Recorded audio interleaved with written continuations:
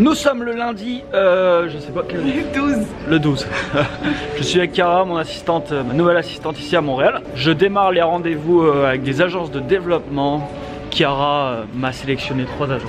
Merci pour ce travail magnifique. Donc 3 agences que je vais voir entre aujourd'hui et demain.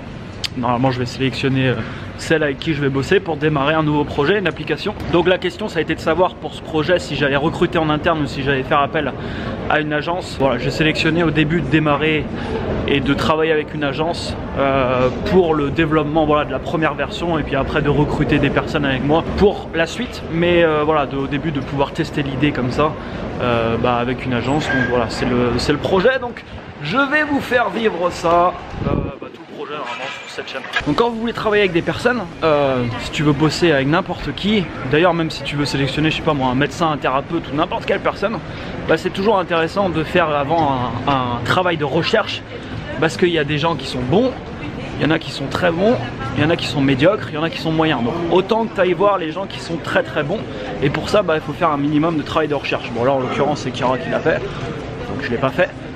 Mais c'est la meilleure qui a fait. Voilà, mais c'est vraiment important de le faire. Donc ça c'est la première chose, travail de recherche avant, prendre un petit peu de temps et sélectionner les bons prestataires. Du coup on va poser la question à Chiara, comment tu as fait pour sélectionner ces agences? Alors la première chose que j'ai fait c'est de voir avec des gens compétents dans le milieu qui c'est qui suggère. Et là j'ai vu les noms qui revenaient tout le temps et j'ai vérifié cela, puis je suis allée voir c'était qui leurs clients. Et ensuite pour les sélectionner c'était leur efficacité et dans les suivis avec nous. Ok, ouais, ça c'est intéressant. En fait, elle a envoyé pas mal une douzaine de mails, et il y a des gens qui répondaient pas ou qui répondaient vachement en retard. Donc déjà, si les mecs ils commencent à pas répondre pour une simple demande, dans la réalisation du projet, ça sera à peu près identique. Donc déjà, on écarte ça tout de suite, c'est même pas la peine. Bon, on sort du premier rendez-vous. C'est pas mal, bonne impression.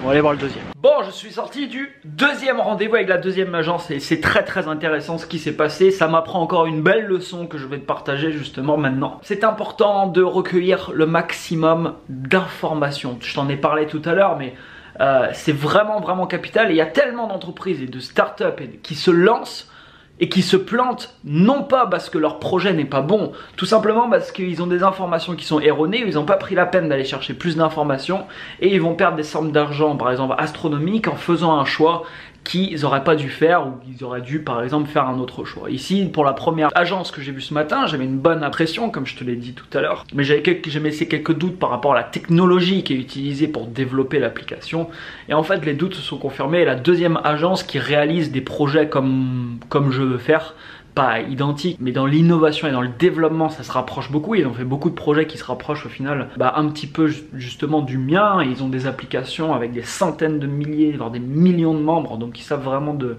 quoi ils parlent. Et en gros ils m'ont présenté les possibilités qu'il y avait dans le développement et dans le code que tu peux utiliser.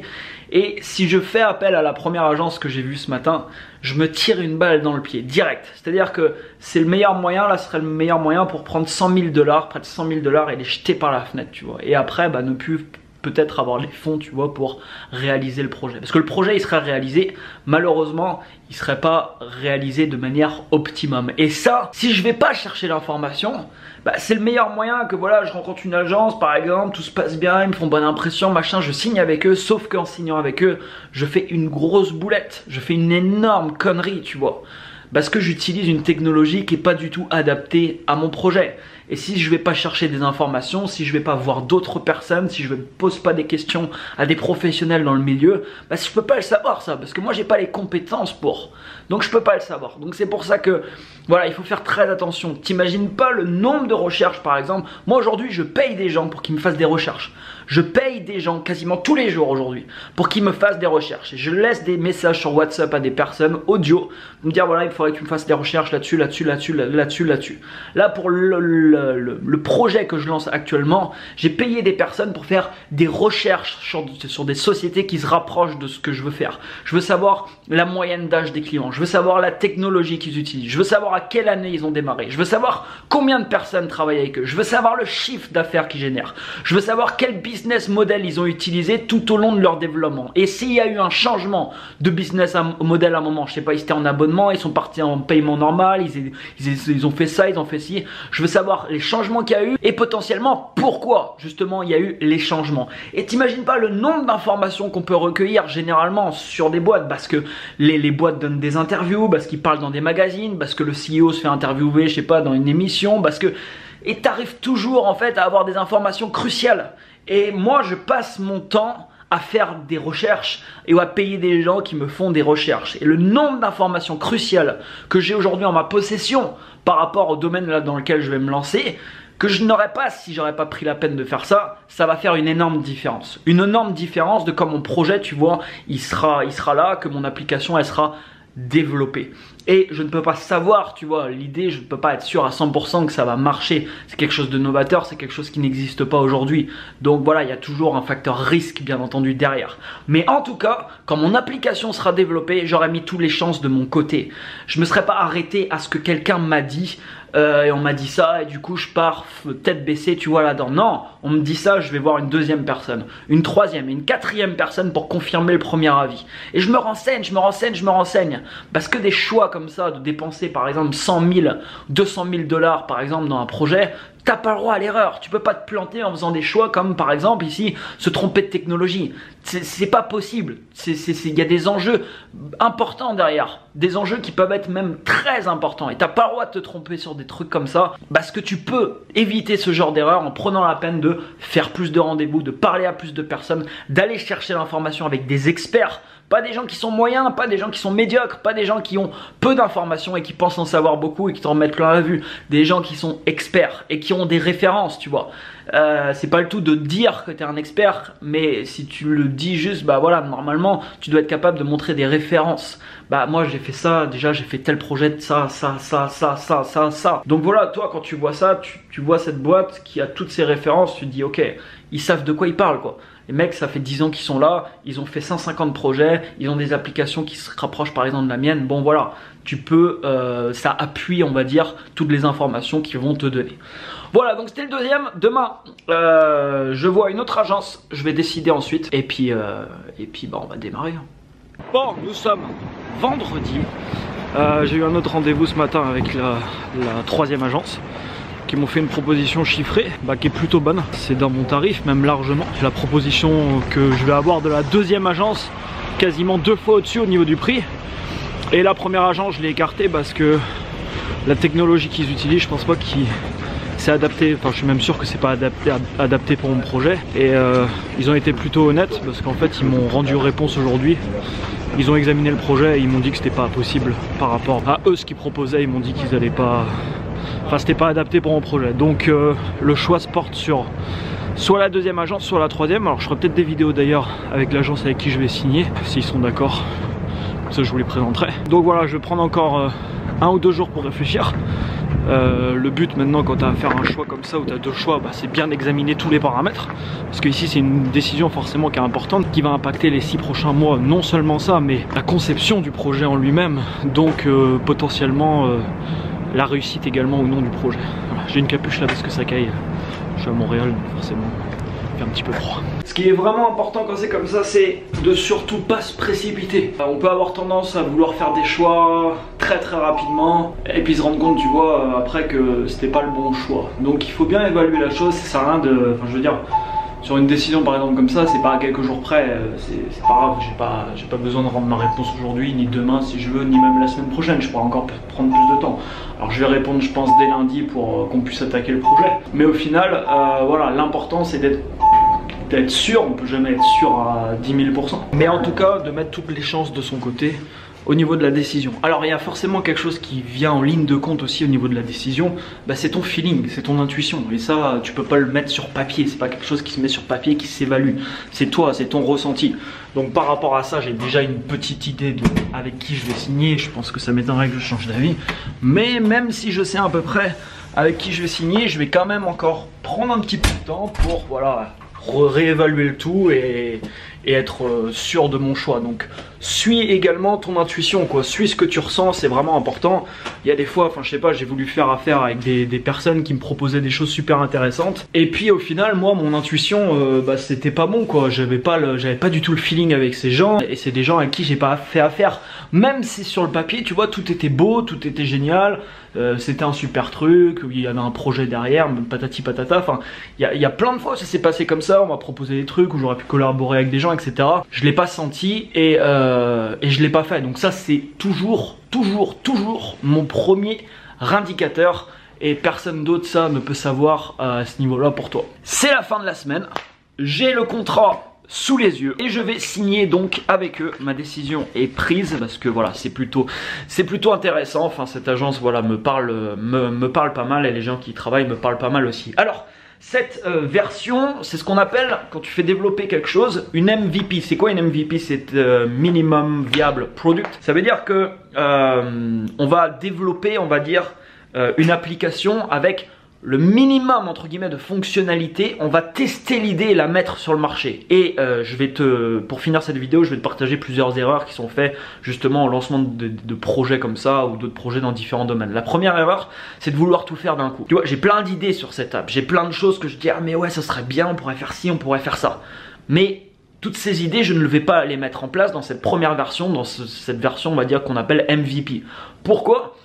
Tout simplement parce que tu peux émettre plein d'hypothèses dans ta tête. Mais ces hypothèses, tu ne sais pas si elles sont vraies ou si elles sont fausses. Le marché par contre, il parle et il aura toujours raison. C'est eux qui vont te dire, c'est les utilisateurs de ton service, de ton produit, de ce que tu veux, qui vont te donner les réelles informations. Et c'est pour ça qu'au début, ça sert à rien de partir sur tout un tas de choses, tout un tas d'hypothèses que tu veux tester. Pars sur une hypothèse. Ton idée principale, tu la mets sur le marché, tu le testes, tu regardes les retours des utilisateurs, et en fonction ensuite de l'évolution de ton produit, bah, tu vas faire évoluer ton service, ton produit en faisant plus de développement, en ajoutant des fonctionnalités, en ajoutant des choses, mais également bah, en ayant la base de données qui va répondre et qui va te donner des informations qui seront vraiment basées sur quelque chose ici de fiable. Donc ça c'est la première chose. La deuxième chose, ce contrat, donc là je vais le signer là tout à l'heure, j'en ai pour à peu près 72 000 $ canadiens, ce qui représente 50 000 €, ce qui est voilà tout à fait voilà, c'est un bon prix on va dire, enfin c'est tout à fait acceptable pour une application. Alors c'est pas une application en fait, c'est deux applications, puisqu'il faut faire un développement pour iOS et pour Android. Je vais pas trop rentrer dans les détails techniques, il y a des codes qui permettent de t'adapter automatiquement sur les deux, mais c'est pas la solution technique qui va convenir on va dire pour mon projet. Donc bah, en fait c'est deux applications qu'il faut développer pour on va dire les deux plateformes différentes qui sont aujourd'hui les plus populaires. Et en fait tu vois, si j'avais que 72 000 $ à consacrer à ce projet, le fait de signer ce contrat c'est le meilleur moyen de me planter. Pourquoi ? Tout simplement parce que tu dois avoir plus de 50% de ton budget qui doit être alloué et consacré au marketing derrière. Et c'est l'erreur aussi que font beaucoup de personnes. Ils ont 10 000 € pour développer quelque chose, pour faire un produit, pour n'importe quoi, ce que tu veux. Lancer une boîte, 20 000 €, 30 000, 50 000, 100 000, 500 000, 1 million, n'importe. Et du coup ils se disent, bon c'est cool, j'ai 100 000 €, par exemple je veux développer une application, bon bah voilà j'ai 100 000 €, j'ai 100 000 € pour développer l'application, je pourrais pas aller au-dessus. Et ils font développer l'application avec par exemple 100 000 €, et à la fin, je sais pas, au bout de 6 mois, ils se retrouvent avec leur application, et là qu'est-ce qu'ils font ? C'est ça le problème. Qu'est-ce qu'ils font après ?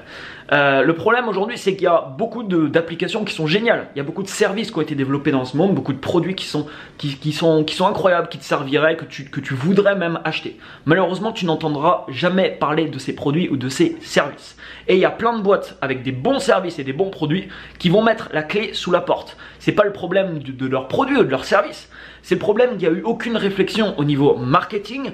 Il y a eu un budget qui a été alloué au 100% par exemple au développement, imaginons. Et ensuite, bah, il n'y a rien qui se passe au niveau, on va dire, marketing. Donc là, 72 000 € ce contrat. Mais on va dire que dans les mois qui vont suivre le lancement, il y aura au moins, au minimum, ce même budget qui sera alloué, on va dire, à la partie marketing. Donc ça, c'est extrêmement important. C'est un facteur indispensable et crucial justement dans la réussite d'un projet ou pas.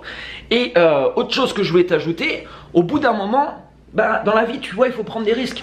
Un contrat comme ça que je signe, 70 000 $, plus ce qui va être alloué au marketing, on va dire dans les 150 000 $, bah, c'est une grosse prise de risque. Comme je te dis, personnellement, si tu démarres aujourd'hui, je te conseille pas forcément de démarrer par une application.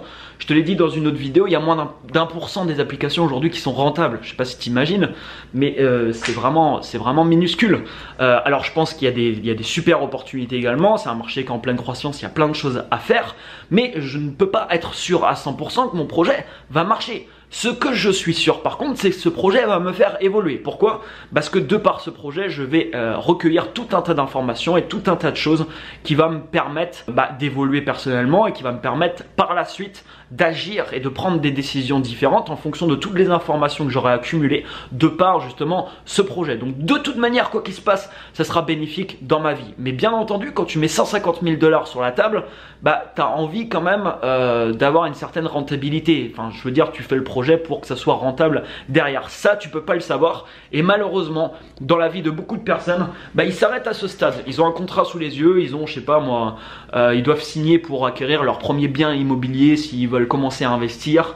Tout un tas de choses comme ça. Et au moment de la prise de risque, au moment où ils doivent signer, où ils doivent passer à l'étape supérieure, ils le font pas. Et si tu le fais pas une première fois, il n'y a aucune raison que tu le fasses une deuxième fois. À chaque fois, tu vas être bloqué par ça. Et malheureusement, tu passes à côté de l'évolution et de toutes les informations que tu aurais pu recueillir à chaque fois que tu aurais signé entre guillemets la chose et tu serais passé à l'étape supérieure. Alors bien entendu, il faut prendre des risques mesurés. Le but, c'est pas de balancer son argent par les fenêtres juste pour apprendre. Si tu peux apprendre et faire des choses qui sont rentables, bien entendu, c'est mieux. Mais il y a des moments dans la vie où c'est l'incertitude. Tu ne peux pas savoir ce que te réserve l'avenir.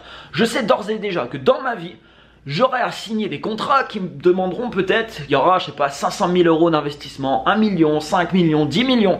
Je le sais déjà de par ce que je veux faire et de ce que je me vois faire par la suite. Quand tu signes des trucs comme ça, c'est clair que tu prends un énorme risque. Et je sais parfaitement aussi que dans ma vie, il y a des risques que je vais prendre qui vont payer et il y a des risques que je vais prendre où je vais me planter. C'est clair. Je me suis déjà planté sur des choses ces dernières années. Et ça va continuer à arriver, c'est sûr. Tout ce que je vais faire jusqu'à la fin de ma vie, ça va pas être super, tout va fonctionner du premier coup, etc. Bien sûr que non. Il va y avoir des gros challenges, il y a des fois je vais faire des erreurs, mais c'est ce qui va me permettre aussi d'être tout le temps en croissance. C'est ce qui va me permettre d'affiner ma prise de décision. C'est ce qui va me permettre à chaque fois d'augmenter mon niveau de conscience, au niveau du business, au niveau de la vie, de moi-même et de toutes les décisions justement que je pourrais prendre dans mon activité professionnelle. Aujourd'hui, je prends des décisions au niveau business complètement différentes à il y a un an en arrière. Qu'est-ce qui s'est passé entre temps? J'ai posé plein d'actions sur la table, j'ai recueilli plein d'informations, mon niveau de conscience au niveau business a monté et aujourd'hui j'ai une prise de décision du coup qui est complètement différente et surtout j'ai une réflexion qui est complètement également différente. Donc cette application, bien entendu, je t'en reparlerai de manière générale, j'en reparlerai de manière beaucoup plus détaillée au sein d'un club que je vais lancer le 6 mars, tu as peut-être eu l'information, je vais lancer le club Vite Dingue. Si tu veux savoir ce que c'est ce club, j'ai tourné une vidéo en dehors de YouTube, tu as le lien dans la description, ça va ouvrir le 6 mars. Et au niveau de cette application, pour toucher un mot, je t'avais dit que je voulais lancer une application de rencontre il y a quelques mois en arrière. Puis voilà, on a fait beaucoup de recherches, il y a eu beaucoup de travail de fait à ce niveau. Et il s'est passé également différentes choses dans ma vie, différents voyages, etc.